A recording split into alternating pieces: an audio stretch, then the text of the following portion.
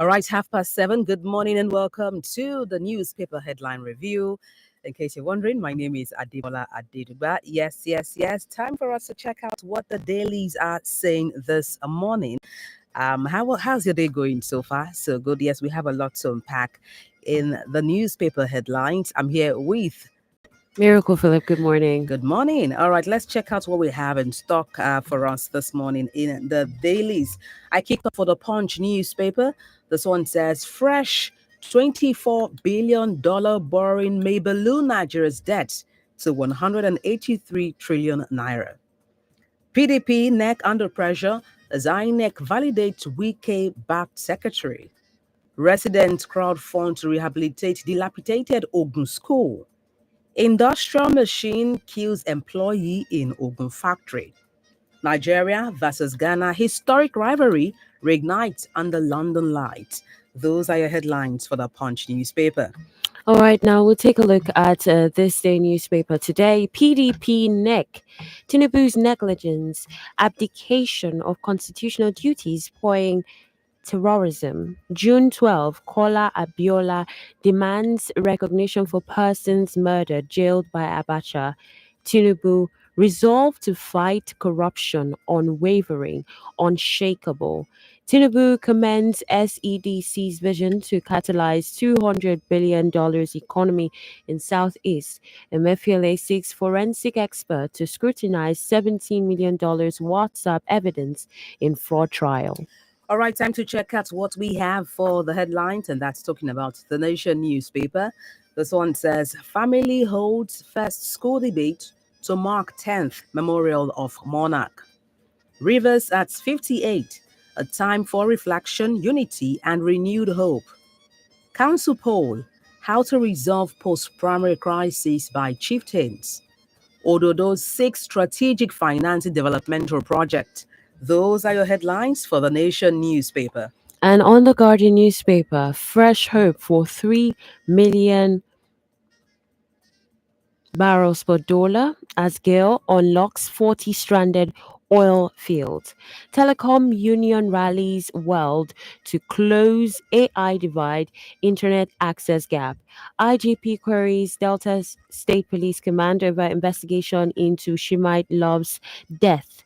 Medical Lab Council inducts 83, harps on professionalism, excellence. 19 passengers rescued from kidnappers' den after 21 days in rivers. All right, time to check out what we have making the headlines, and that's for Vanguard newspaper. Nigeria's debt heads for 180 trillion naira as Tinubu seeks 34 trillion naira new loans. PDP to Tinubu, insecurity, economy worsening under your watch. Innovation, Louis emerges one out of Nigeria's 50 most valuable personality in digital economy. Those are your headlines this morning for the Vanguard newspaper. And from the Daily Trust newspaper, malnutrition, street begging on focus as Nigerians mark Children's Day. Nigeria's debt to hit 162 trillion naira as president seeks 17 trillion naira loans. How Kogi Road claimed 37 lives in 13 months. INEC sitting on registration of new parties, Salihu Lukman. Well, these are the headlines that you find from across the various national dailies this morning. Do also grab a copy of any of your choice newspapers as we get to have the discussions together right here on your Women Radio 91.7. And yeah, of course, it's been Children's Day all through yesterday. There was something so interesting that went down at Aribu Community School. Absolutely. We had a 2025 Children's Day Fun Fair, very fun field day. Well attended, I should say. I mean, the children had fun. We had games, competition here and there. There was Monopoly, a dance competition. They had fun. And happy Children's Day once again, though that was yesterday. But then we can but wish our children out there happy Children's Day. And also to the guardians and parents, well done for all you do. And then we pray you reap all the effort you've put into them. We pray you reap the fruit of your labor. Absolutely. And yes, if you missed out on the yesterday's 2025 Women's Day, Women Radio's Children's Day Fun Fair, you can do well to anticipate next year's. Don't say I didn't Yes. tell you. All It was right. even more interesting that we had our ladies also join us, our panorama Yes. ladies, yeah.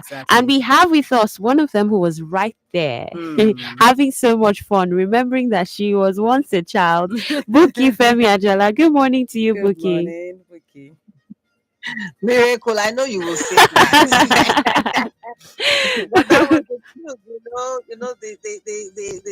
the small girl in me came out to say, oh, Mm, yeah, mm. I mean, why don't I have fun? Today's Yes. Children's Day. I'm someone's child. Mhm.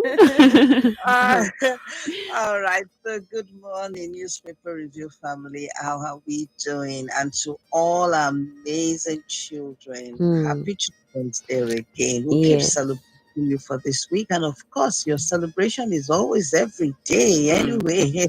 Yeah. I absolutely. mean, in spite of whatever, is going on with having to, have more policies to protect the children, Mm, would keep on talking right Absolutely. here on Women Radio, would keep on also celebrating them as they are a very crucial part of, our future and the world at large. And I know a lot of people would also be anticipating to hear our second analyst, Nkechi Manoladi, mm-hmm. say, be part of the program. However, just to bring that as a reminder as well, and to bring this as news, if you do not know, Nkechi Imanolade Sejnel received and welcomed into her family a set of twins. So she will not be, part Wow. and Oh, parcel of the newspaper review for today. I love that. I love the sound of that. All right. Okay, let's kick into the headlines this morning. Do well to reach us if you want to on the lines 07000 or 9155 toll free line for female. You can call us for free on 0800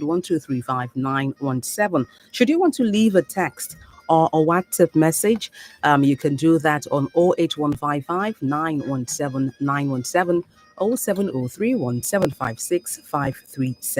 All right, let's kick into this one, making the rounds in the Vanguard newspaper.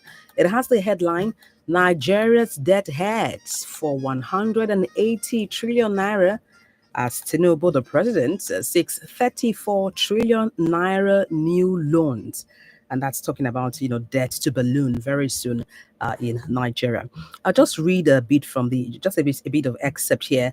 Nigeria's public debt is set to exceed 180 trillion naira, and this is following President Bola Tinubu's request to the National Assembly seeking approval for additional external and domestic loans totaling 34.15 trillion naira. Now, according to the letters, the president is seeking approval for what he calls a new external borrowing plan for over $21.5 billion. And this translates to about 33.39 trillion naira at the official exchange rate of 1,590 naira per dollar. Now, the president is also seeking approval for what is known as domestic bond issuance, about 757.9 billion naira to settle outstanding pension liabilities.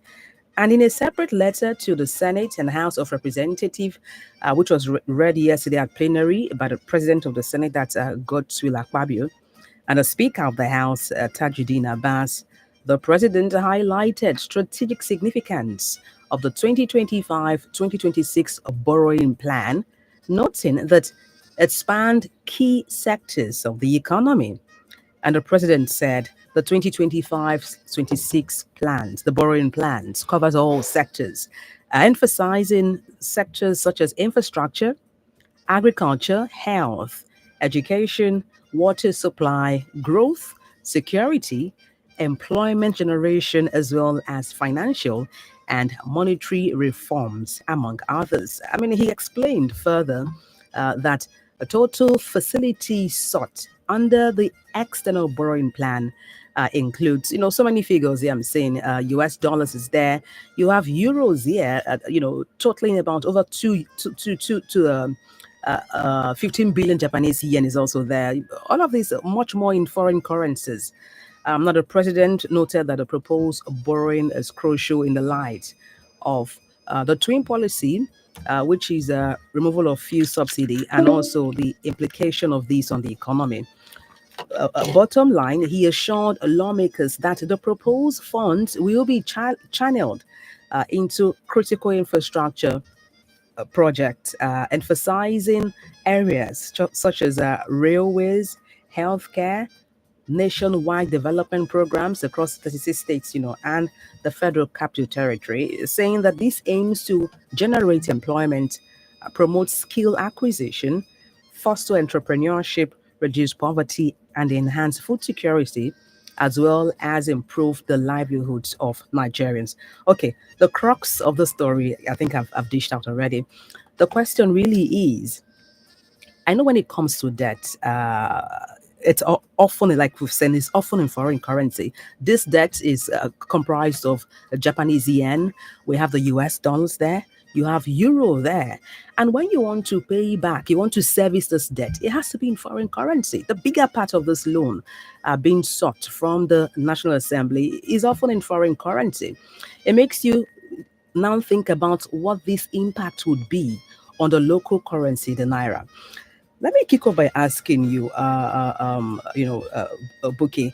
Um, the president has said for 2025 to 2026, this borrowing plan will cover sectors such as um, infrastructure, agriculture, health, education, water supply, growth, security, employment generation, and financial and monetary reforms, among others.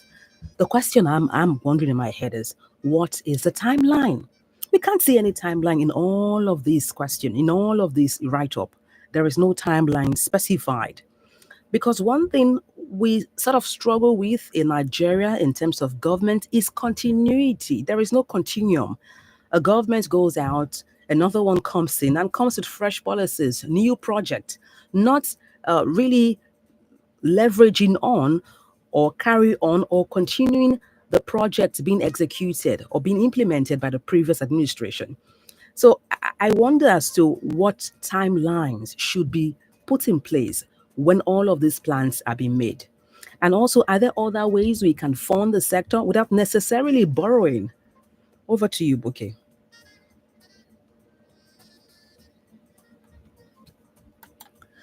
All right, you want to react to the headline we're taking this morning? Do well to reach us on 07000 or 9155 Our toll free line for female only 0800 Those are the lines to keep handed this morning. And do well to send us your messages as well. Should you want to write to us, you can do that on text or WhatsApp 08155 Okay, we have a call. Good morning. Good morning. What's your name and where you're calling from? Hello, good morning. Okay, do well to call us back.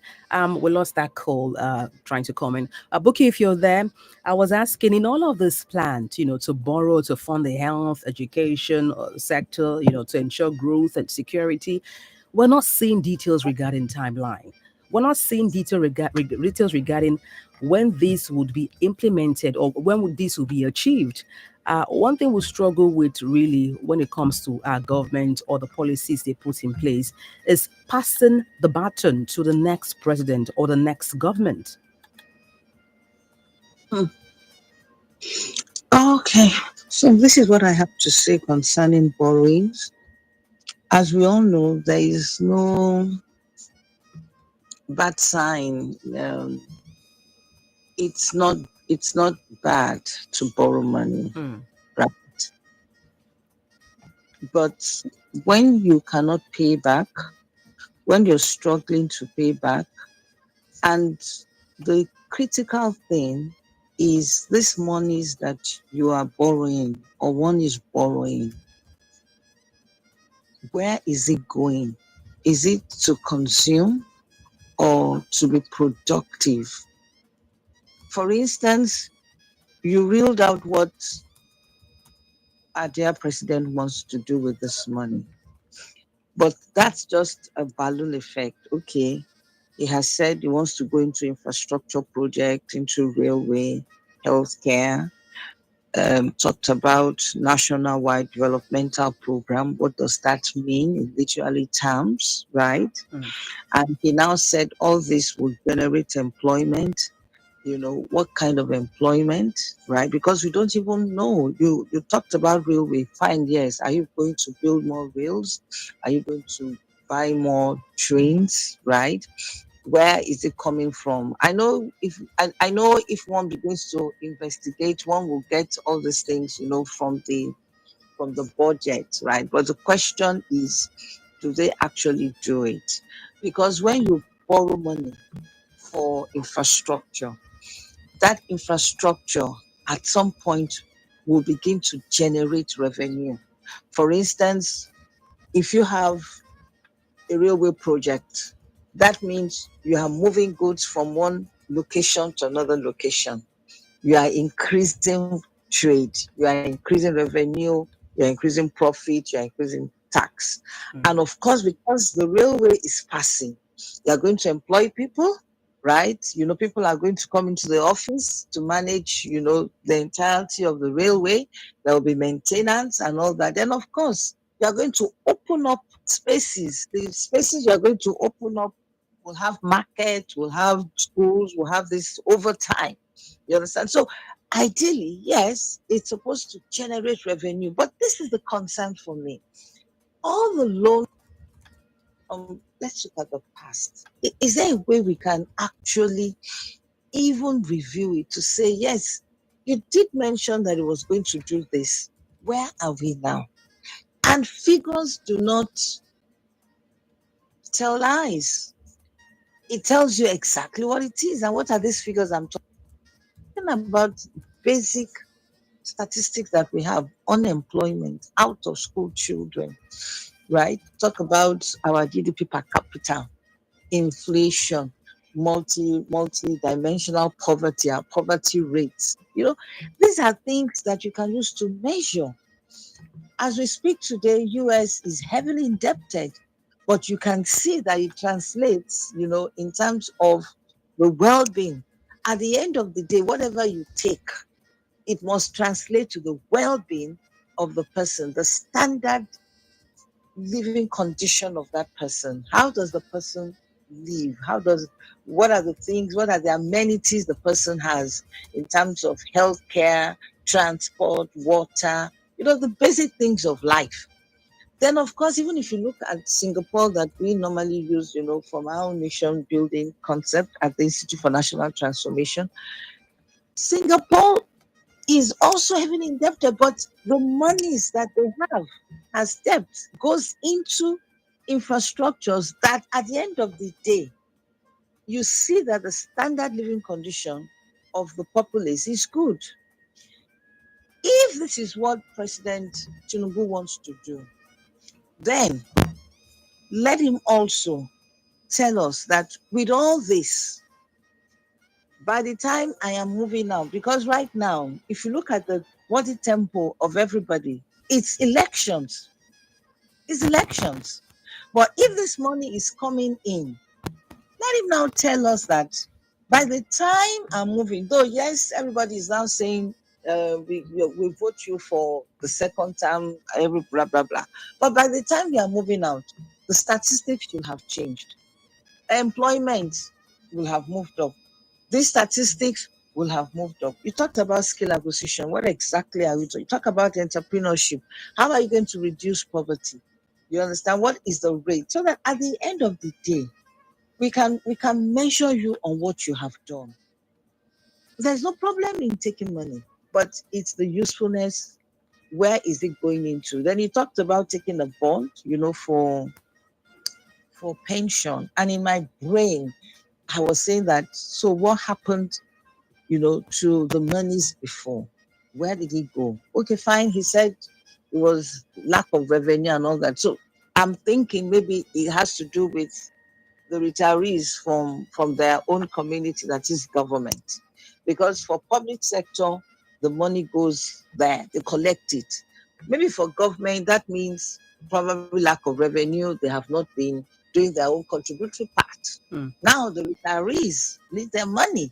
A whole lot of them are dropping dead. A whole lot of them, will have banked on that, okay, once I retire, my pension will go into a trading business or whatever it is, build whatever they want to do with it is their money. Now, they now want to take a bond for it. Fine. It's not the first time they're taking a bond, no problem. But then let us be sure that when they get this, they give it to the retirees, not that they will not keep it somewhere again to generate interest or whatever it is. Give it to them because it will also stimulate growth. Because when they get money, the people that wants to build house, will have to call the builder, will have to call the carpenter, money moves. You understand? But okay, yeah, Yeah. talking just to chip in there, talking about growth and stimulating the economy and having money, moving around the sectors of the economy.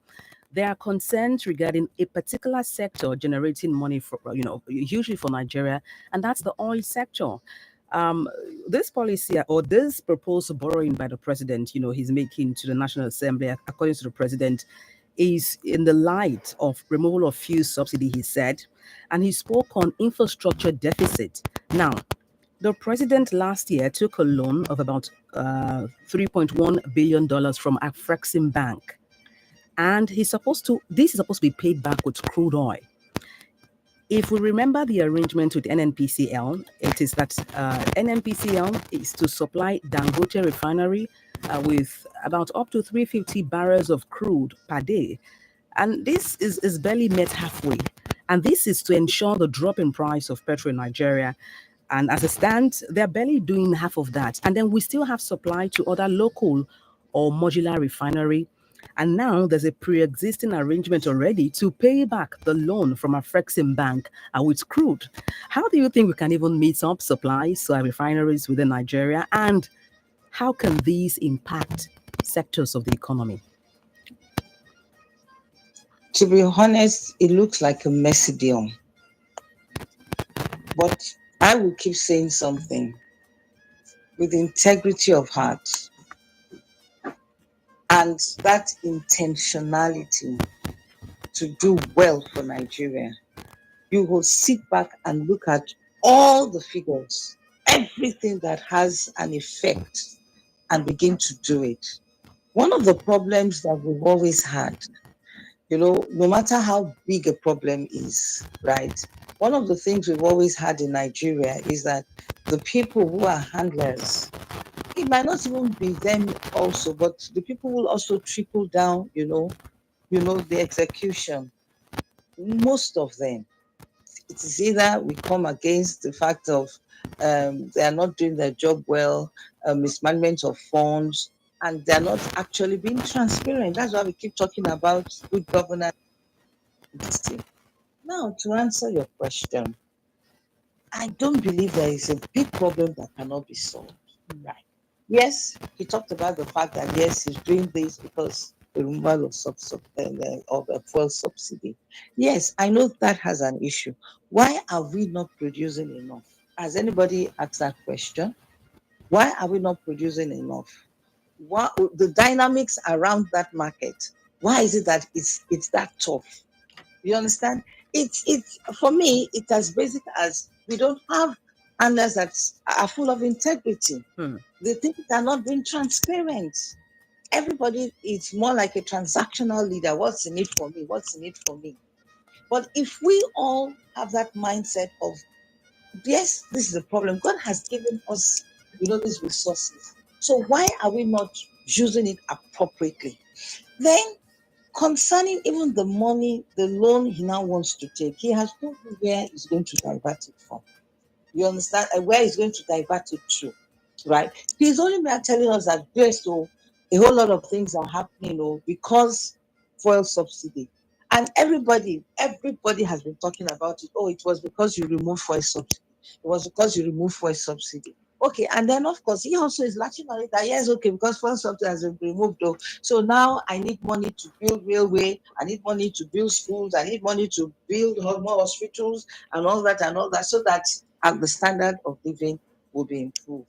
Bottom line for me is if a leader says I want to transform the nation, what you are telling us is that you want to change the views of the people and the perception of the people. And that is big.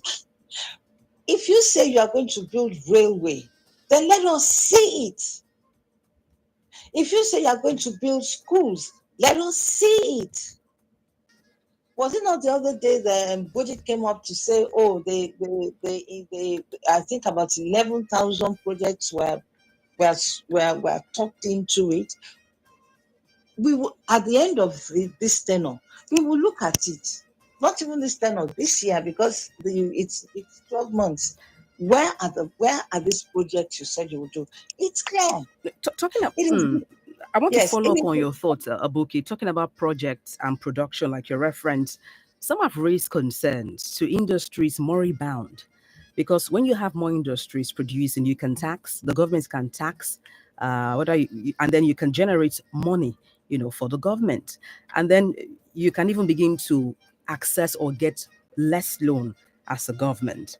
But we don't have our industries, a good number of them up and running. For instance, the textile industry, which is moribund. Now, there are concerns as to the present Minister of Industry. That's Dr. Jumoke Uduwole.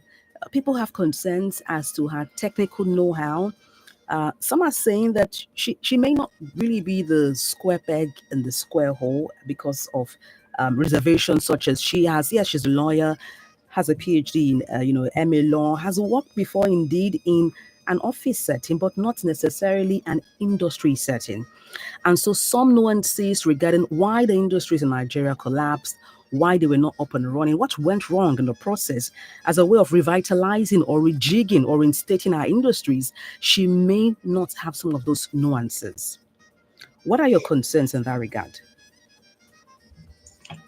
I have a different philosophy. Mm.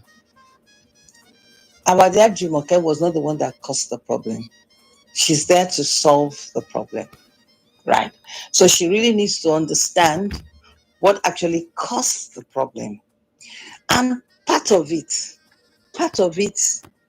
can be traced to the fact that the in and out of the government, a whole lot of them, they were not transparent. It was more of what is in it for me and corruption.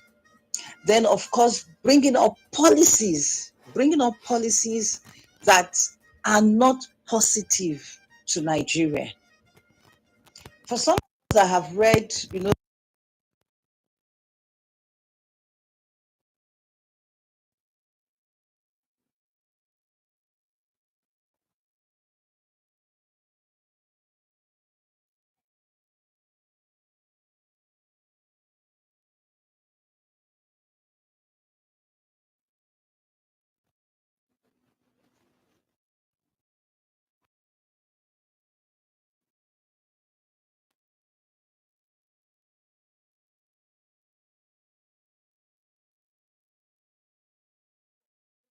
you are looking after your own interest.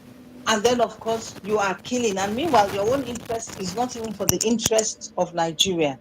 There's a whole lot around it, but I don't want us to camp around that. But what I'm saying is the fact that some of the policies that they bring out, some are very good, and we give kudos to them. I must say that. But there are some that it is not really the best for us in Nigeria, right? And then for our dear lady now, even if you say yes, she has this particular profession, she's a lawyer, and she have the knack and the call to solve this. Hey, as a leader, if you have a mandate and you look at it, then you get a good team to do it. That's what a good leader will do. A good team that by the time you put all your efforts together, you come up with real solutions. That is what a leader will do, and that is what I expect her to do. I don't know who her team is, but that is it. Because even as a leader, you must look out for the best people that will come together, work as a team, and solve it. Because one thing, you don't know everything. You can't know everything. Even Mr. Tinubu that we talk does not know everything. And that is why he has to look for other people. So when they bring in their own experts, expertise into it, then you can solve it. You can look at it from your own dimension. You can look at it from your own dimension, and that's it. I I cannot say that yes, is she getting it right or she's not getting it right. The only thing that will show us as an average Nigerian is that okay, all our industries are coming up. The ones that are moribund, like the other day they were talking about the textile. How many years ago was I was opportune to go to Kaduna as at that time, and I was interested in seeing all the buildings, the textiles, and I just saw them long. Whoa! And I was saying, my God, why are we not producing this cotton? And then why are all these things there? The buildings are just there being wasted. And somebody mentioned it about 2 or 3 months ago. That what are we doing concerning that? Materials are coming in from other countries. We are importing. Meanwhile, why can't we galvanize, the production of our cotton again, right? And then we feed that into it so that we can all have our textiles. Now they're talking about, is it that the adware that comes from China? I think it's from China. Now they're looking at it that, okay, how can we do this? These are things that will spur us up, even if we have been sleeping, to be honest. Even if we have been sleeping, can these things spur us up? So these are the areas that I expect, how to do. And then, of course, for the small industries that are coming up now, because we need to give it to the entrepreneurs, the nano, the micro, the small. They are coming up with lovely products that, I mean, if they are well supported in terms of marketing, in terms of research, in terms of finance, the right funding. Yeah, the right funding. And then, of course, opening it up. And then, of course, standardization. Before you know what is happening, we can begin to export these things. It's an issue of somebody sitting down to say, okay, what is the problem? Understanding what the problem is, understanding how we Nigerians work, because the way we Nigerians work is it's also an issue, our cultural values and things like that, and then working through what we know this can work for us. All right, 2 minutes past 8. You're tuned into Women Radio 91.7 FM, the first and only radio station for women and their families. It is the newspaper headline review, and we're diving into the headlines, taking a look at the pros and cons to help you make sense of it so you can make informed decision. My name is Adibola Adiduba. I'm And here with Miracle Philip. We'll take a look at some of the messages right here. From Hayford Osagi says, "Good morning, Women Radio. Of the borrowed money by these leaders, the country is still backward. This is to tell citizens that our leaders lack managerial skills. Is this how we are going to meet up with global standards in terms of growth and progress?" Here also Olushoga Jai says nearly 300 people have lost their lives between April and May in the Middle Belt region. How many more must die before the government establishes the Forest Rangers security outfit? The Tinubu administration should set politics aside and let its performance speak for itself. That's from Olushoga Jai from Ikorodu. We also have here as well from Rosenjo Olawale from Alakwere says, "Good morning, dear presenter. There are more people in drug trafficking and peddling because those that have been caught are not dealt because an order came from above ordering their release after arrest. This singular act has made not only NAFDAC a toothless bulldog, but every security agency in the country. It's unfortunate we keep voting same set of leaders that have been corrupting our morals and value systems just because of the money they offer during election. Bad followers will never produce good leaders. Nigeria will survive. Allah bless Nigeria." Okay, this one says, top of the morning to you. On another loan from the federal government is expected because the budget for this year is 43 trillion naira and the benchmark of oil is $75 per barrel. As at today, it's less than $60 per barrel. And the rise in insecurity in the northeast today is as a result of shortfall from expected money to the security from the federal government. I think the only way out is to decentralize this country economically and security wise. Without this, we won't make any positive progress as a nation. And that's from Adeshino Wasu from Ikorodu. Mrs. Oboli from Ikorodu says, "Good morning, ladies, and top of the morning to our guests. My take on this issue is that what is the essence of a reform that's not reforming the people?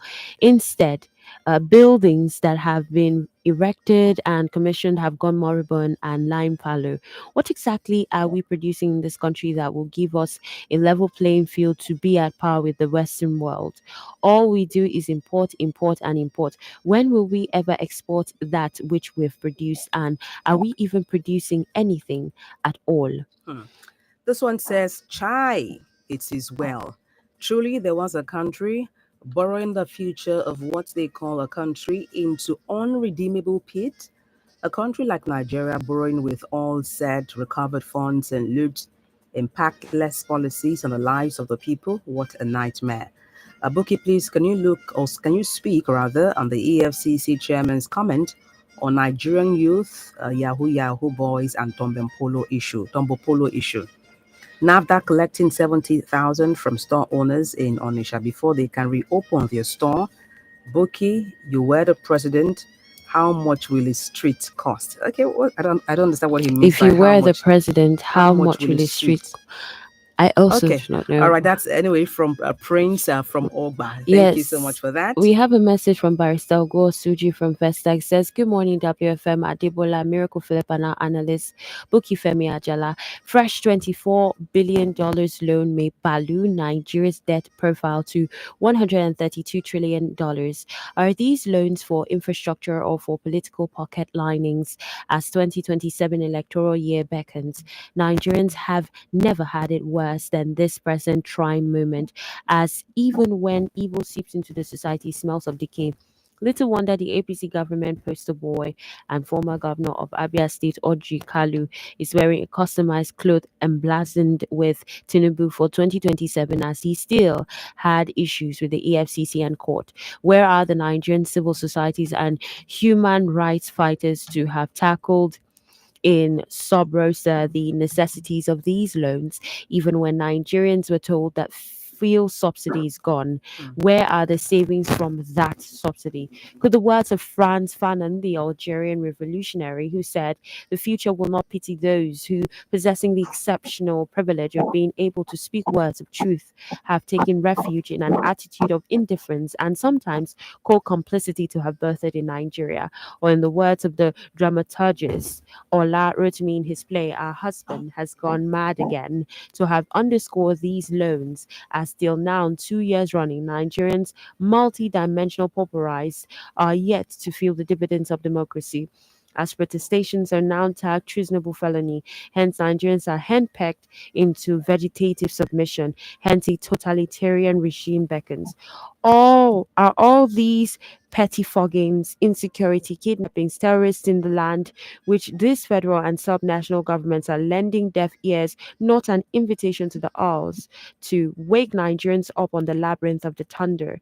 Now that opposition parties are having their offices sealed on flimsy excuses of owing ground rents, and INEC chairman pandering to having Ayan Was PDP national secretary as against what the Supreme Court ruled, presupposes a one-party state in Nigeria and the presidency playing the biblical job comforter, not funny. Comparing Nigeria's government loans taken to that of America and Singapore is at variance with the logic of argumentum elenchi. I humbly submit. All right, this one says, Good morning, crew. In the same country, money borrowed is used for development, but here your government borrowed to unnecessary travelings, which has not yielded any result. You put Nigerians in darkness while you want to exempt yourself by buying solar panels. It shows you're taxing the daylight out of Nigerians because of 2027, and they live their luxurious lifestyle. Now the children are going to pay the debt they didn't plan for, in which they are giving the children's bread and giving it to the dogs, making the people's lives so hard, corrupt, and above the law compromise of the institution. Eye service, excuses, propaganda. That is why we are in this nightmare. It's a shame the worst of us is ruling the best of us. Truly, there was a country. Thank you, Dayo from Lagos, for your message and to all those who sent in messages. Absolutely. And it's 10 minutes after 8 on your Women Radio 91.7. We'll take a look at this particular headline, as we also get to go further. So it's been everywhere. It's been trending. It's been a conversation. Anambra drug market. Traders sue NAFDAC over alert 700,000 extortion. Now, traders inside the popular market in Anambra. I'm talking about the Ogu market in Onitsha, Anambra State, have drawn the battle line with the National Agency for Food and Drug Administration. National Agency for Food and Drug Administration and Control over the reopening of the market shut since February 15, 2025. Now, operatives of the NAFDAC, led by the Director, Southeast Zone, Dr. Martins Iluyomode, had raided the market and they uncovered over 10 trucks of fake products estimated at over 1 trillion naira. Now, the fake drugs were later destroyed at the Aswama dump site in Oka by the agency after the exercise. However, there have been concerns raised since February 9th when NAFDAC officials raided the market, with the traders and even stakeholders lamenting the untold hardship the development has brought to them. In a twist to that drama, the affected traders, they alleged that NAFDAC imposed a fine of 700,000 naira on each of them before reopening their shops. And even having to talk about this, the affected traders, they described the action of NAFDAC as scandalous, outrageous, and reprehensible, adding that they had documented evidences to prove that NAFDAC had officially collected the sum of 700,000 naira from every shop owner in the drug market in order to allow them have access to their shops. They alleged further that over 1,000 shop owners have paid the contentious 700,000 naira access fee. The traders under the aegis of the United Nigeria Group approached the Federal High Court sitting in Oka, the Anambra State capital, praying the court to enforce their fundamental rights, including the immediate reopening of the market. Now, this is the latest with this. Although the case had been opened, up for hearing on May 22nd, 2025, led by the applicant Chibuike Nwabweze Esquire and Chief Barrister Oluoba, who actually brought the attention to the court, especially when it was first since it was first sealed by the operatives of NAFDAC and other security agencies. So far, so good. We are going to see that there's going to be another hearing again. That's going to be today, continuing today. Tomorrow, I mean to say, Thursday, 29th May 2025. In response to this, NAFDAC has come to clarify that it is not exactly what the traders are saying. And it leaves you with the question of, so who do you now believe? And you'd find this as a headline on the Guardian newspaper. NAFDAC clarifies fee for reopening of shops in Onitsha market. The NAFDAC had actually come out to debunk speculation surrounding the charges imposed during recent enforcement operations at open drug markets in the country. In that statement issued on Tuesday, the agency clarified that all the charges levied against defaulters at the Onitsha, Aba, and Idumota drug markets were in line with federal government approved regulations. According to NAFDAC, two key administrative charges were enforced: an investigative fee of 5 million naira for the sale of unregistered products, which was later reduced to 200,000 naira after pleas, and a separate 2 million charge for violating good storage and distribution practices, also reduced to 500,000 naira.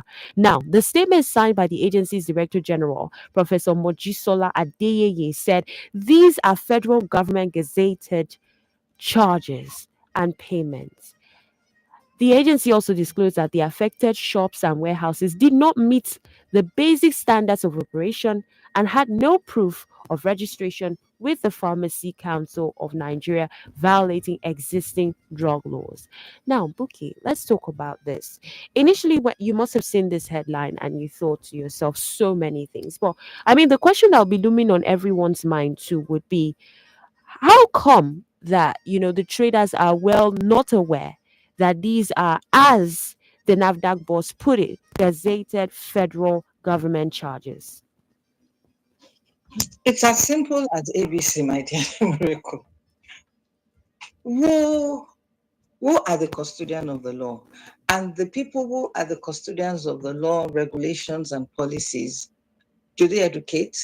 Do we have a structure that if I want to open a drugstore in wherever I live, whichever location I live,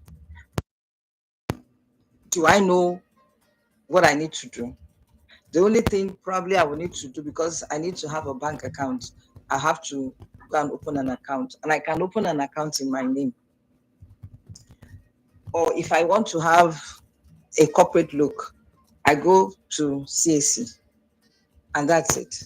It's only, we're talking about drugs, so let's be specific. It's only a professional pharmacist that understands, that will say, okay, I need to have this, I need to have this, I need to have this, and the other drugstores, not all of them understand that they're supposed to get a permit, particularly when it comes to this kind of people that we are talking about. But the question is, when I read that document or the news or whatever it is now, in my brain, I'm saying that, okay, so there is a body that now wants to sue NAFDAC. I hope NAFDAC will also sue that body for all the murders that they have done through what? The sale of fake, expired, substandard, and adulterated drugs. Because from the rate, they claim that about 10 trucks totaling 1 trillion drugs were taken. Maybe some of the drugs are not actually fake, maybe because they're not registered. So the question is, and I put this to both the government and the stakeholders and whatever it is, do people understand what they are supposed to do? And when they do understand it, is the process stressless? If I want to register this drug, what is the process? Are you going to frustrate me to register? Because if you frustrate me to register, and we know the way we operate in Nigeria, that nobody is going to come and harass me if I open my store, or I'm in the market, I belong to an association, I sell the thing. Once I know that the drug is not fake, but it was not registered, they need to look at all these touch points, even the government, right? What is the structure you have? I think I am tired of they waking up and raiding, and then they go to sleep again. After 5 years, they come, they raid. No, it's supposed to be a continuous way. I don't know the structure they have to be able to sniff that, okay, some drugs are coming in, right? From the from the customs, or whatever it is, from Tinkanaland or wherever it is. And for those who produce here in Nigeria, right, you must have your standard, which I know they do. But how are we sure that they are on top of their game with all this, right? This drug, okay, so I think I had a feedback. So this drug that we are talking about, how do they even come into the market? Have they sat down with this Ages United Nigeria group or whatever it is to even understand how they operate? For you to understand how to solve their problem. On their own, I know they're business people, and I know that some of them are genuine. They are also solving the distribution of drugs. It's a solution, but the solution has to be done within the proper structure, because we do not want people to die because they took drugs. a whole lot of people have died. That's it. A whole lot of people have come down with all kinds of infections, with all kinds of diseases. Some of their organs have collapsed because of it, right? And that is why both the government and they should sit back to say, this is it. If the government has said, okay, this is the way I want, then you need to also explain it to them and ensure that the process from A to Z is seamless. You understand? And then, of course, they talked about the fact that they don't have storage and distribution or whatever. The question I want to ask is, do you have a template? Do you have some standard operating procedures? I don't know. I'm only asking. So if they do that, okay, if you want to store, you should do this, you should do this, you should do this.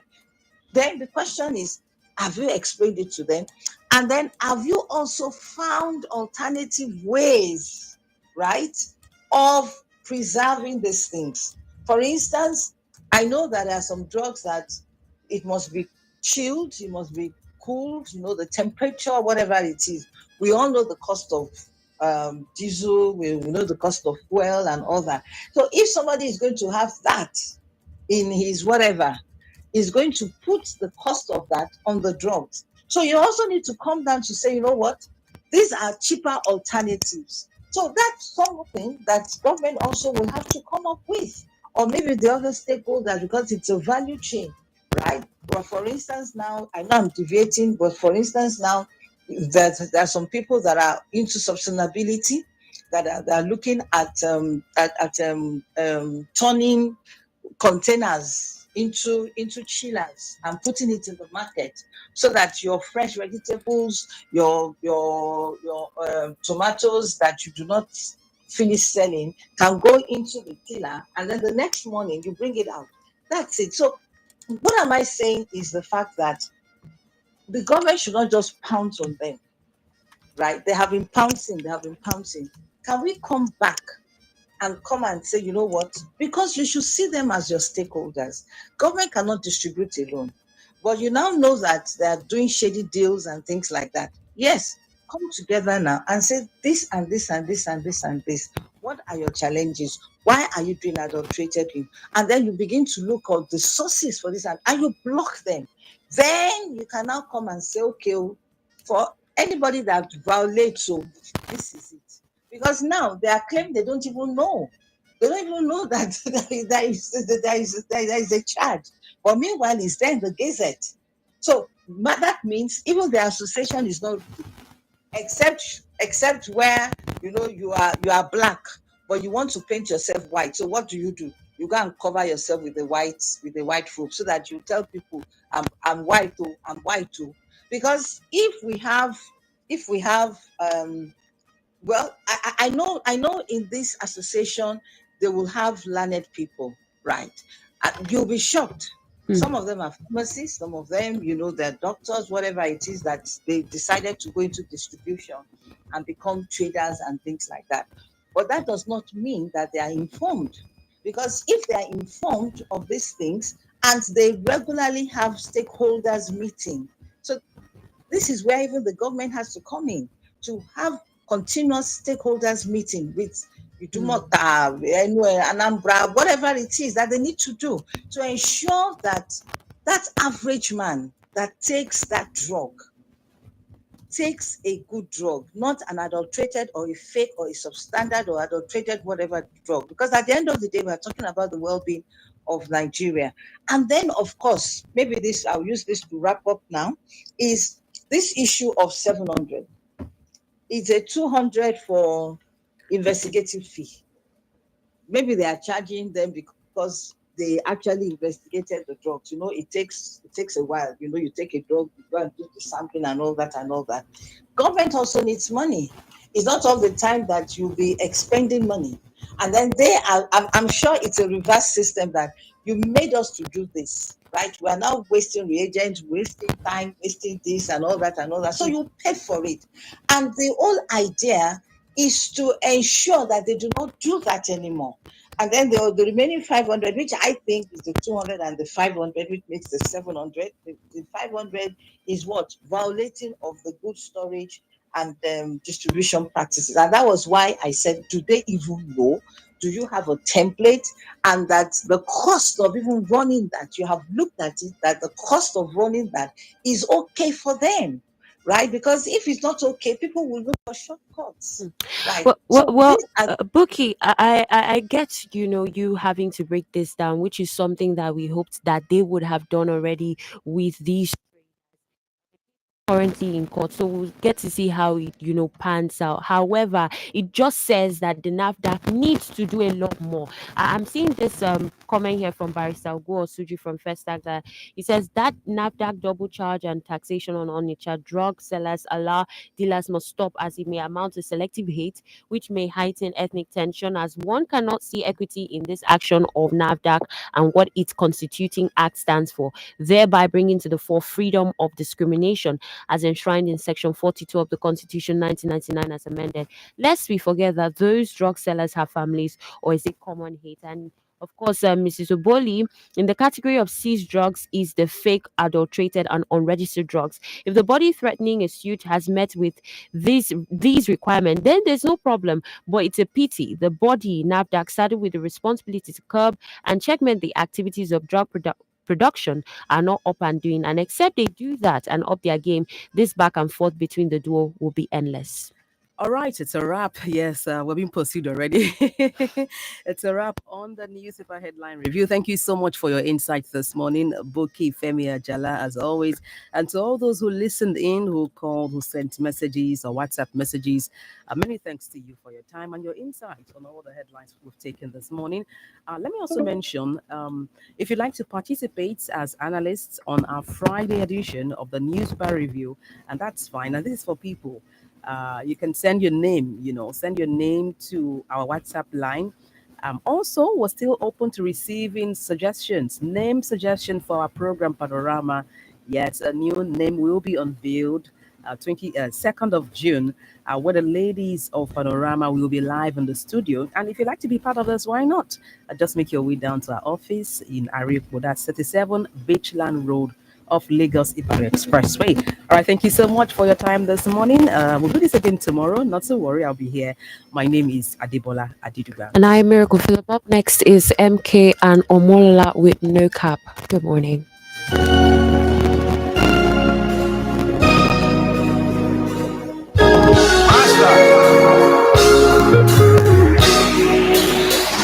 Can't you hear our children crying? Why doesn't it break your heart? Can't you see our people dying?